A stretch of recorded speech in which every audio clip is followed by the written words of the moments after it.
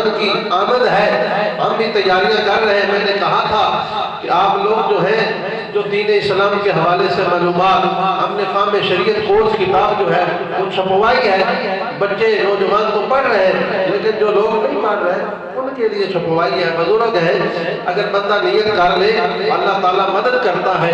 آج ہمارے اندر کتنی کمزوریاں ہیں، نماز جنازے میں نیت نہیں آتی، نماز پڑھے تو نماز میں تلفظی غلطیاں، نماز میں بھی بہت ساری غلطیاں۔ ہمارے بہت سے ایسے لوگ ہیں کلمہ پہلا پڑھتے ہیں وہ بھی غلط پڑھ دیتے ہیں، اس کا بھی تلفظ نہیں ہے، زبر زیر کو آگے پیچھے کر دیتے ہیں۔ بنیادی چیزیں جو ہر مسلمان کو آنی ضروری فرض ہے وہ بھی ہمیں نہیں آتی، نہ ہم اپنی اولاد کو سکھانا چاہتے ہیں، نہ ہم اپنی اولاد کو پڑھانے کے لیے تیار ہیں۔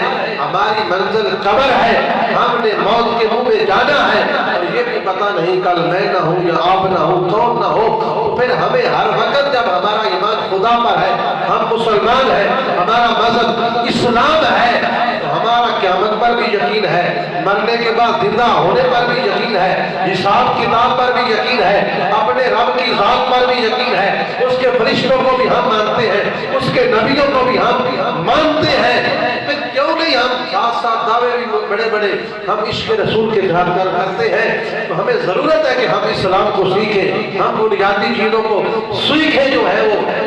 اس کے لیے میں نے پچھلے جمعے بھی کہا تھا کہ رمضان سے پہلے اپنے نام لکھوائیں، جو بزرگ ہیں نوجوان ہیں جو نہیں آتے مسجد میں تو اپنے نام لکھوائیں۔ ہم باقاعدہ ایک کلاس کا ٹائم بنائیں گے، آدھا گھنٹہ 20 منٹ جو ہے وہ ہم ایک مختص کر لیں گے، اس وقت ہم کلاس لگائیں گے، اس میں آپ کو نماز بھی سکھائیں گے، جتنے بھی مسائل ہیں بنیادی وہ چیزیں ہم آپ کو پنجابی میں سکھائیں گے تاکہ آپ کو سمجھ آ سکے، اس کے لیے وقت دینا۔ لیکن آپ ہر کام کے لیے وقت نکال لیتے ہیں، شادی ہو، عید آتی ہے، ذمہ دار طبقہ جو ہے پہ پٹھے مجی واسطے بڑھ رہی تھے، بھائی جاکہ عید پڑھن جانا ہے، ٹھیک ہے۔ اسی طرح جو جانا ہوئے پردیس موت کی سن پتا ہوئے باقال فلانے دی کولے بھائی اچھی آج جلدی جلدی پٹھے بڑھ لگیے، تو ماہ رمضان آ رہا ہے، اللہ کا انعام آ رہا ہے، پتہ نہیں اگلے رمضان جو کون ہو سی یا نہ ہو سی، یا آجی ایسا اس رمضان میں پہنچنا بھی ہے یا نہیں، میرا رمضان ساڑھے قریب آ گیا ہے، اس کی قدر کرو۔